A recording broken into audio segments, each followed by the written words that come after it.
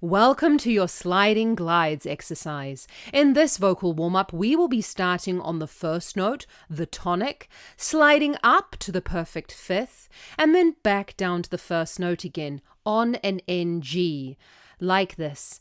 Sing.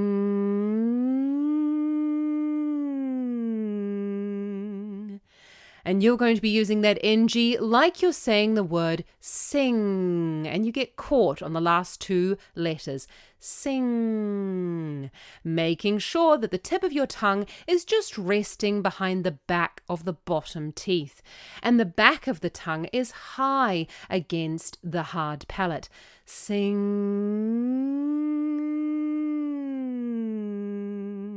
Now, this is a sliding exercise, so make sure that you get through all of those notes. I don't want to hear any specific notes. I just want to hear a lovely slide from 1 to 5 and then back down to 1 again.